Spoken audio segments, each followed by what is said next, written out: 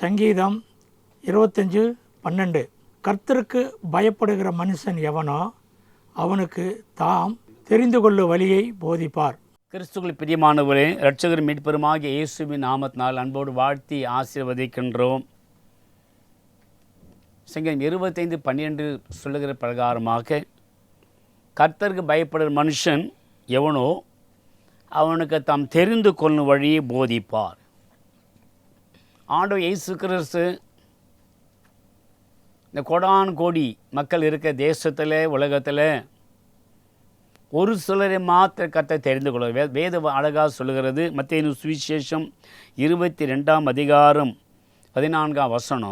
அந்தபடி அழைக்கப்பட்டவர்கள் அநேகர், தெரிந்து கொள்ளப்பட்டவர்கள் சிலர் என்றார். அழைக்கப்பட்ட அநேகர், தெரிந்து கொள்ளப்பட்டவர்களோ சிலர். அன்பானவர்களே, தாம் தெரிந்து கொள்ளும் வழியை போதிப்பதற்கு ஆண்டவர் இயேசு கிறிஸ்து யாரை தெரிந்து கொள்கிறாரோ அவர்களை மாத்திர கர்த்தர் அழைக்கிறார். இன்றைக்கு ஆண்டவர் இயேசு தெரிந்து கொள்ள கூட்டத்தில் நீங்கள் ஒருவராக இருக்கிறீர்கள் என்பதை மறந்து போகக்கூடாது. எபேசியர் 1:12 தமது சித்தத்தின் ஆலோசனைக்கு தக்கதாக எல்லாவற்றையும் நடப்பிக்கிற அவருடைய தீர்மானத்தின்படியே நாங்கள் முன் குறிக்கப்பட்டு கிறிஸ்துவுக்குள் அவருடைய சுதந்திரமாகும்படி தெரிந்து கொள்ளப்பட்டோம். நாங்கள் முன் குறிக்கப்பட்டு, பவுல் நிருபத்தில் சொல்லுகிறார், நாங்கள் முன் குறிக்கப்பட்டு கிறிஸ்துவுக்குள் அவர் சுதந்திரமாகும்படி தெரிந்து கொள்ளப்பட்டோம். இயேசு கிறிஸ்துக்குள்ளதாக சுதந்திர புருஷனாக, சுதந்திர புருஷியாக ஆண்டவர் இயேசு கிறிஸ்து ஏன் தெரிந்து கொண்டார்னு சொன்னால், அவருடைய சித்தம், தமது சித்தத்தின் ஆலோசனைக்கு தக்கதாக. ஆண்டவர் இயேசு கிறிஸ்துவுக்கு உன்னை குறித்து ஒரு ஆலோசனை கரிசனை இருக்கிறது, உங்களை குறித்து ஆண்டவர் தீர்மானம் இருக்கிறது. அந்த ஆலோசனை நிறைவேற்றுவதற்கு, அந்த ஆலோசனை வாழ்க்கை நடிப்பிக்கிறதற்கு ஆண்டவராக இயேசு பரலோக ரெசல்யூஷன் பாஸ் பண்ணப்படுகிறது. என் மகளுக்கு, என் மகனுக்கு நாம் தெரிந்து கொள்ளும் வழி போதிப்பேன்னு சொல்லி பரலோகத்தில் தீர்மானம் இயற்றப்பட்டு கொண்டிருக்கபடியினால இயேசு கிறிஸ்துவுக்குள் சுதந்திரமாகும்படி நீங்கள் தெரிந்து கொள்ளப்பட்டிருக்கிறீர்கள். 1 பேதுரு 2:9 நீங்களோ உங்களை அந்தகாரத்தினின்று தம்முடைய ஆச்சரியமான ஒளியின் இடத்திற்கு வரவழைத்தவருடைய புண்ணியங்களை அறிவிக்கும்படிக்கு தெரிந்து கொள்ளப்பட்ட சந்ததியாயும் ராஜரிகமான ஆசாரிய கூட்டமாயும் பரிசுத்த ஜாதியாயும் அவருக்கு சொந்தமான ஜனமாயும் இருக்கிறீர்கள். அன்புள்ள கடவுளை பிள்ளைகளே, நீங்களோ உங்களை அந்தகாரத்தினின்று தம்முடைய ஆச்சரியமான ஒளியிடத்திற்கு வரவழைத்தவருடைய புண்ணியங்களை அறிவிக்கும்படிக்கு, இயேசு கிறிஸ்துடைய சுவிசேஷத்தை அறிவிக்கும்படிக்கு, ஒரு வாழ்க்கையிலே கடவுள் செய்த மகிமையான காரியமாக சொல்லும்படிக்கு, அநேகர் ஆண்டு இயேசு கிறிஸ்து வரவழைப்பதற்கு, புண்ணியங்களை அறிவிக்கும்படிக்கு தெரிந்து கொள்ளப்பட்ட சந்ததி. கர்த்தர் பயப்படுற மனுஷன் எவனோ அவங்க தாம் தெரிந்து கொள்கிற வழியை போதிப்பா. நீங்கள் தெரிந்து கொள்ளப்பட்ட சந்ததியாயும் ராஜரிகமான ஆசாரிய கூட்டமாயும்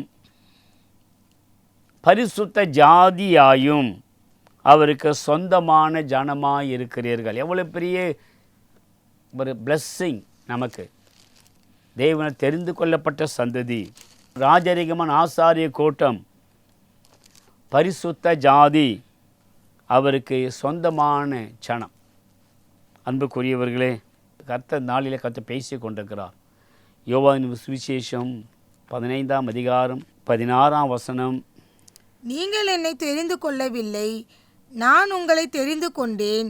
நீங்கள் என் நாமத்தினாலே பிதாவை கேட்டுக்கொள்ளுவது எதுவோ அதை அவர் உங்களுக்கு கொடுக்கத்தக்கதாக நீங்கள் போய் கனி கொடுக்கும்படிக்கும் உங்கள் கனி நிலைத்திருக்கும்படிக்கும் நான் உங்களை ஏற்படுத்தினேன். அன்புள்ள தேவனுடைய பிள்ளைகளே, கர்த்தர் பேசுகிறார். நீங்கள் என்னை தெரிந்து கொள்ளவில்லை, நான் உங்களை தெரிந்து கொண்டேன். நான் தெரிந்து கொண்டேன். உங்கள் கனிகள் நிலைத்திருக்கும்படிக்கு நான் உங்களை ஏற்படுத்தினேன். என் நாமத்தினால பிதாவை கேட்டுக்கொள்வது எதுவோ அதை அவர் உங்களுக்கு கொடுக்கத்தக்கதாக நீங்கள் போய் கனி கொடுக்கும்படிக்கு, உங்கள் கனி நிலைத்து இருக்கும்படிக்கு நான் உங்களை ஏற்படுத்தியிருக்கிறேன். எவ்வளவு ஆசீர்வாதம்! கனி கொடுக்கத்தக்கதாக, கன்னிகள் வாழ்க்கையை கர்த்தர் காணும்படியாக ஆண்டவர் இயேசு உங்களை தெரிந்தெடுத்திருக்கிறார். நீங்கள் என்னை தெரிந்து கொள்ளவில்லை, நான் உங்களை தெரிந்து கொண்டேன். தேவனால் தெரிந்து கொள்ளப்பட்டவர்கள், தேவனால் முன்குறிக்கப்பட்டவர்கள், அவர் என்னவெல்லாம் செய்கிறார் நம்முடைய வாழ்க்கையில். எண்ணாகமம் 16ஆம் அதிகாரம் 2ஆம் வசனம். இஸ்ரவேல் புத்திரரில் சபைக்கு தலைவர்களும் சங்கத்துக்கு அழைக்கப்பட்டவர்களும் பிரபலமானவர்களும் ஆகிய 250 பேர்களோடும் கூட மோசேக்கு முன்பாக எழும்பி, தேவனுடைய மனுஷனாகிய மோசேக்கு முன்பாக 250 பேர் எழும்புகிறார்கள். மோசேயினால் தெரிந்து கொள்ளப்பட்டவர்கள், மோசேயினால் முன்குறிக்கப்பட்டவர்கள். அவர் மோசேக்கு விரோதமாகவும் ஆரோனுக்கு விரோதமாக எழும்புகிறார்கள். நடக்கிற காரியம், மோசேக்கும் ஆரோனுக்கு விரோதமாக கூட்டம் கூடி அவளை நோக்கி, நீங்கள் மிஞ்சி போகிறீர்கள், சபையாக எல்லோரும் பரிசுத்தமானவர்கள், கர்த்தர் நடுவில் இருக்கிறாரே, இப்படி இருக்க கர்த்தருடைய சபைக்கு மேலாக உங்களை ஏன் உயர்த்தீர்கள் என்றார்கள். மோசேக்கும் ஆரோன் விரோதமாக எழும்புகிறார்கள், மிஞ்சி போகிறார்கள். ஆண்டவர் இயேசுக்கு அங்கே நடுவில் கர்த்தர் நடுவில் இருக்கிறார். மிதமிஞ்சி பேசுகிறார்கள். மோசே இந்த காரியத்தை கேட்ட பொழுது அவன் முகங்குப்புற விழுகிறான். அவன் செய்கிற காரியம், மோசே தேவசமே காத்திருந்து அவன் கோராகையும் அவனுடைய எல்லா கூட்டத்தையும் நோக்கி, நாளைக்கு தம்முடைய இன்னார் என்றும் தம் மண்டையிலே சேரத்தக்கவன் யார் என்றும் தாம் கட்டளையிட்ட பரிசுத்தவான் இன்னார் என்றும் கர்த்தர் காண்பிப்பார். தேவனுடைய சமூகத்திலே சேருவதற்கு, பரிசுத்த ஸ்தலத்திலே வருவதற்கு, தேவனுடைய மகிமைக்குள் வரவழைப்பதற்கு கர்த்தர் சிலரை கர்த்தர் காண்பிப்பார். அப்போ எவனை தெரிந்து கொள்வாரோ அவனை தம்மிடத்தில் சேர கட்டளையிடுவார். 250 பேர் மோசே விரோதமாக எழும்புகிறார்கள். 250 பேர் ஆரோனுக்கு விரோதம் எழும்புகிறார்கள்.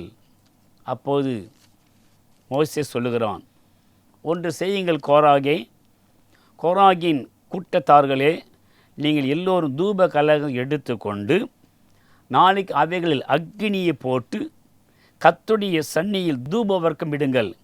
அப்பொழுது கர்த்தர் எவனை தெரிந்து கொள்வாரோ அவன் பரிசுத்தவானாய் இருப்பான். லேவியின் புத்திரராகி நீங்கள் மிஞ்சி போகிறீர்கள் என்றான்.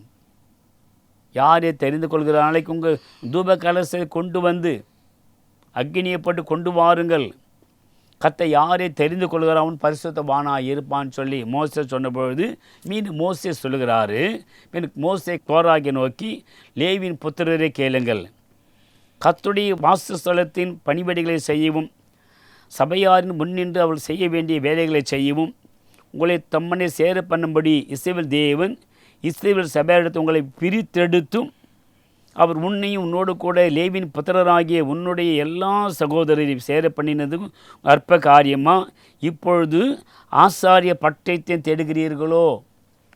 லேவியின் குடும்பத்தார் தேவனுடைய வேலையை செய்வது தெரிந்தெடுக்கப்பட்டவர். ஆனாலும் ஆசாரிய பட்டம் என்பது ஆரோனுக்குரியது.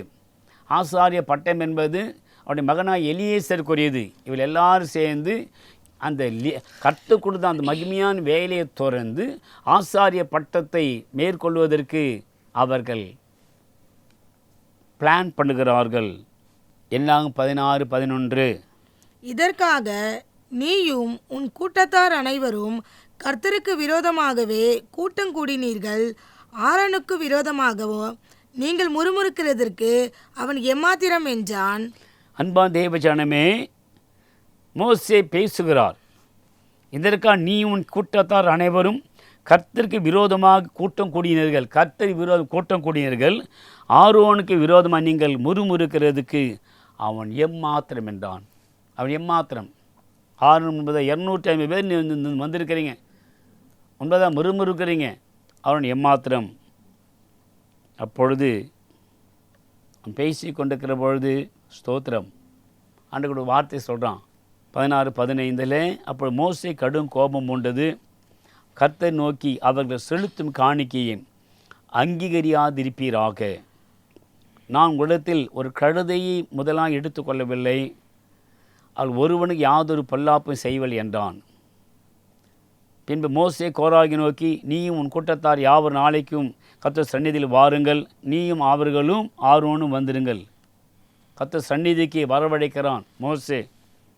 கர்த்தர் பேசுக, நீயும் ஆரோனும் கர்த்தர் சந்நிதிக்கு வாருங்கள் என்று சொல்லிவிட்டு கடந்து போகிற பொழுது மோசே காரியத்தை சொல்கிறார். ஆண்டவரே, இந்த மக்கள் உமக்கு முன்பதாக முறுமுறுத்தார்கள், ஆறுக்கு முன்பதாக முறுமுறுத்தார்கள், எனக்கு முன்பதாக முறுமுறுத்தார்கள், தேவனுடைய சமூகத்தை அலட்சியப்படுத்தினார்கள், தேவனுடைய பரிசுத்த ஸ்தலத்தை அவர்கள் வெறுத்தார். ஆகவே அவன் சொல்லுகிறான், இவர் செய்கிற காரியத்திற்கு நீங்கள் பனிஷ்மெண்ட் கொடுக்கணும்.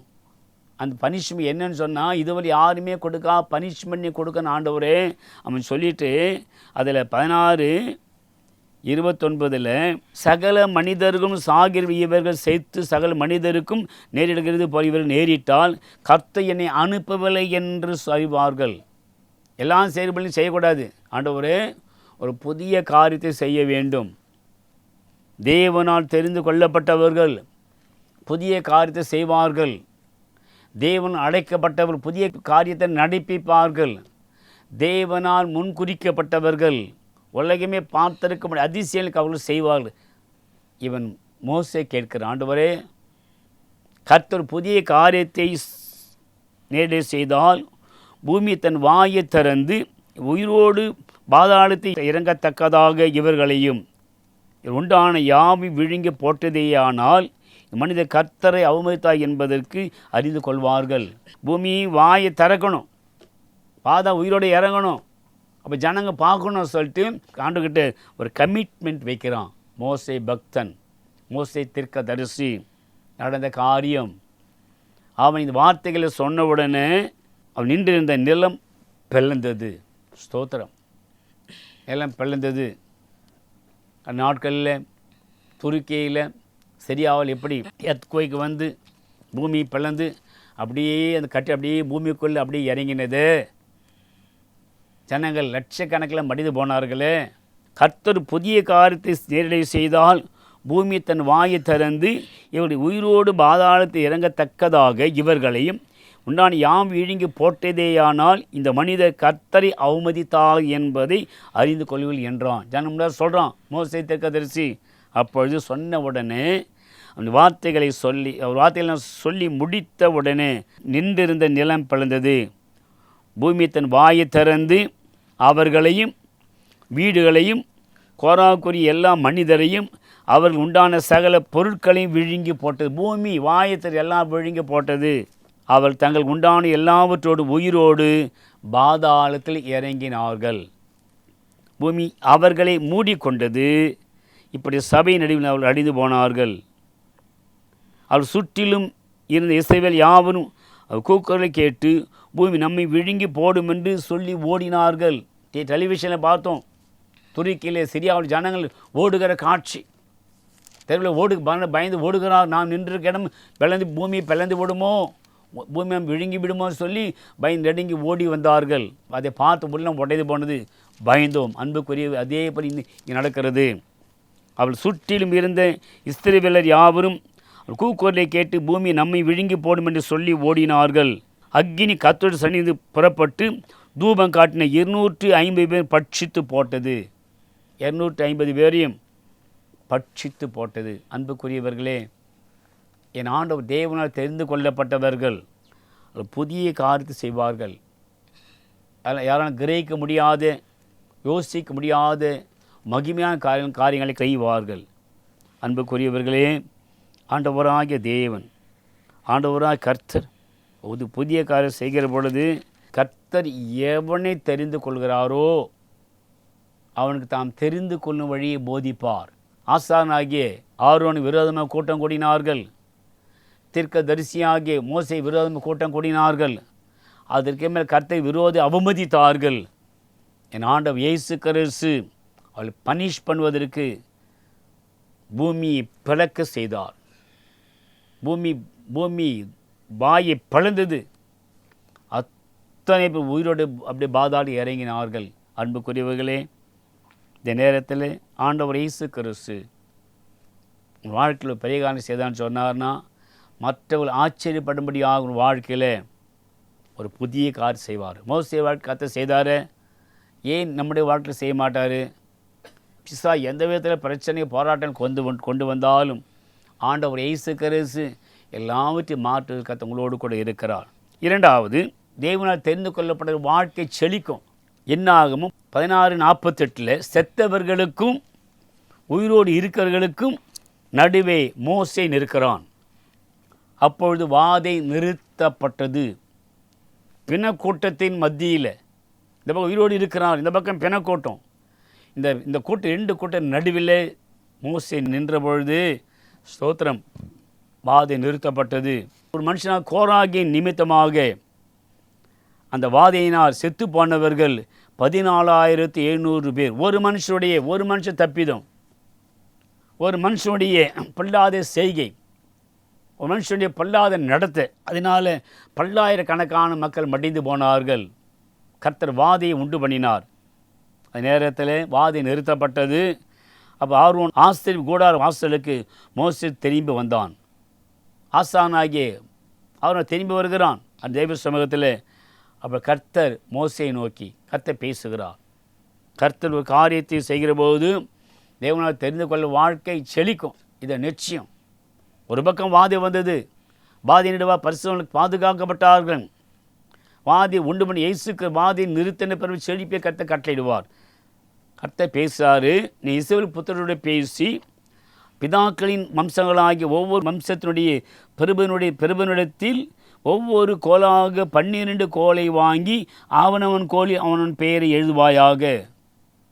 12 கோத்திரத்தில் இருக்கதான 12 கோலை வாங்குங்க. 12 கோல் மீது அவன் கோத்திரத்தின் பேர் எழுது. ரூபன் முதற்கொண்டு கடைசி பெஞ்சமின் வரையிலும் அவன் பேர், அந்த கோத்திரம் பேர் எழுத சொல்கிறார். எழுதிட்டு அதில் லேவியினுடைய கோலின் மேல் ஆரோன் பேரை எழுத கடவாய். 12 கோலில் 12 கோத்திரம். அந்த 12 கோத்திரத்தில் ஒரு லேவி கோத்திரம். அது லேவி கோத்திரத்தில் ஆரோன் பேர் எழுதி சொல்கிறார். எழுதிட்டு அவர் சொல்கிறாரு, லேவியுடைய கோலின் மேல் ஆரோன் பேர் எழுத கடவாய். அவருடைய பிதாக்களின் ஒவ்வொரு வம்ச தலைவனுக்காகவும் ஒவ்வொரு கோல் இருக்க வேண்டும். அவைகளை ஆஸ்திரிப்பு கூடாரத்தை நான் உங்களை சந்திக்கும் ஸ்தானமாகிய சாட்சி பெட்டிக்கு முன்னே வைக்க கடவாய். சாட்சி பெட்டி தேவனுடைய சமூகத்திலே நாம் வாழ்கிற பொழுது உலகத்தில் வாழ்கிற ஆண்டவருக்கு பிரியமுள்ள மகனாக பிரியமுள்ள மகளாக வாழ வேண்டும். கர்த்தர் விரும்புகிறார். ஆண்டவர் சாட்சியாக இருக்கணும். ஆண்டு முன்னுதாரணம் இருக்கணும். ஆண்டவர் பிரியமான காரியங்கள் செய்யணும். ஆண்டு என்ன சொல்கிறபடி கீழ்ப்படியணும். ஆண்டு கீழ்ப்படிக்கிற பொழுது ஆண்டு பிரியமான காரியங்கள் செய்கிற பொழுது ஆண்டோட வாக்கியம்படி நடக்கிற பொழுது நீ கர்த்தர் பள்ளியாக முற்றிலும் அர்ப்பணிக்கிற பொழுது கர்த்தர் அங்கே உன் வாழ்க்கை செழிப்பாக கர்த்தர் விரும்புவார். கர்த்தர் சொல்லுகிறாரு, அந்த சாட்சியின் பெட்டிக்குள்ளே அந்த 12 கோலை வையுங்க. அப்போ நான் தெரிந்து கொள்ளக்கூடிய கோல் துளிர்க்கும். இப்படி இஸ்ரவேல் புத்திரர் உங்களுக்கு விரோதமாக முறுமுறுக்கிற முறுமுறுப்பை என்னை விட்டு ஒழிய பண்ணுவேன். முறுமுறுப்பை என்னை விட்டு ஒழிய பண்ணுவேன். 12 கோலில் ஒரு கோல் துளிர்க்கும். அப்படியே மோசே சொல்லுகிறான். கோலை கொண்டு வருகிறார்கள். கோல்களை பேர் எழுதுகிறான் மோசே. அவைகளை கொண்டு போய் சாட்சி கூடாரத்திலே கர்த்தர் சமூகத்தில் வைக்கிறான் மோசே. மறுநாள் மோசே சாட்சி கூடாரத்துக்குள் பிரவேசித்த பொழுது 12 கோலை பார்க்குறாரு மோசே. சாட்சி கூடாரத்து உள்ளே போன பொழுது பார்த்து பிரமிக்கிறார். 11 கோலும் காய்ந்து போன கோல். 11 கோலும் காய்ந்து போயிருந்து. ஆனால் ஒரே ஒரு கோல் மாத்திரம் ஆரோனின் கோல் துளிர் தந்தது. கர்த்தர் யாரை தெரிந்து கொள்கிறார்களோ வாழ்க்கை செழிக்கும். அந்த கோல் துளிர்த்து இருந்தது. அது துளிர்விட்டு பூ பூத்து வாதுமை பழங்களை கொடுத்தது. அன்புக்குரியவர்களே, ஒரு வாழ்க்கை காய்ந்து போன வாழ்க்கை அல்ல. உன் வாழ்க்கை உதிர்ந்து போன வாழ்க்கை இல்லை. உன் வாழ்க்கை ஆண்டவர் இயேசு வசந்த காலத்தை கர்த்தர் உருவாக்குகிறார். ஒரு துளிர் விடுகிற காலம் உன் வாழ்க்கை துளிர் விட போகிறது. உன் குடும்பம் செழிக்க போகிறது. உன் பிள்ளைகள் வாழ்க்கை செழிக்க போகிறது. என் ஆண்டவர் இயேசு உன்னை தெரிந்தெடுத்திருக்கிறார். தாம் தெரிந்து கொள்ளும் வழியை போதிப்பார். என் மகள் திருமணமாகி அன்னைகள் ஆண்டுக்கு ஆகிறதே பிள்ளைகளே தவிக்கிற அன்பான சகோதர சகோதரியே, ஆண்டவர் இயேசு பிள்ளை மகளுக்கு ஒரு பள்ளியை கத்தர் நிச்சயம் தான் தெரிந்து கொள்ளுடைய கோல் துளிர்க்கும். இன்றைக்கு அது உன் கோலாக இருக்கும். ஆண்டவர் கருத்துக்குள்ளே ஆரோனின் கோலை உன் ஆண்டவர் இயேசு உன் பேர் சொல்லி அழைக்கிறார். கர்த்தருக்கு பயப்படுகிற எவனோ அந்த மனுஷன் அவனுக்கு தாம் தெரிந்து கொள்ளும் வழியை போதிப்பா. இந்த நேரத்தில் ஆண்டவரே, ஆரோன் கோலை போல நானும் இலை துளிர்த்து இலை விட்டு பூ பூத்து காய்த்து பழங்களை கொடுக்கிற விருட்சமை என்னை மாற்றும். என் குடும்பத்தை அப்படி நடத்துங்கப்பான்னு சொல்லி நாம் கேட்கிற போது ஆண்டவர் இயேசுக்கிறது அப்படியே கற்றச் செய்வார். நாம் ஜெபிக்கலாமா? மோசேக்கும் ஆரோனுக்கு விரோதமாக ஜனங்கள் கூடின பொழுது 250 பேர் தலைவர்கள் கூட்டம் கூடினார்கள். ஆண்டவரை இயேசு புதிய காரியத்தை செய்து பூமி வாயை பிளக்க செய்து நிலத்தை பிளந்து அத்தனை மக்களை கொண்டு அழித்து போட்டீர். மற்ற மக்களை ஆயிரக்கணக்கான சங்கரித்தீர் ஐயா. ஒரு புதிய காரியம் செய்து கர்த்தருக்கு விரோதமாக எழும்ப எல்லா காரியங்கள் அப்படியே ஒன்றுமில்லாம் போகட்டும். மக்களை விரோதமாக எழும்புகிற எல்லா பொல்லாத தீய சக்திகள், பொல்லாத ஆவிகள், மனுஷங்களும் போராடுகிற பொல்லாத தீய சக்தியின் ஆவிகள் எல்லாவற்றையும் நசனாகிய இயேசுவின் நாமத்தினால நான் சபித்து கடிந்து கட்டுகிறேன். ஒரு விசேஷ வல்லமை பிள்ளைகளை இப்படி சூழ்ந்து கொள்ளட்டும்.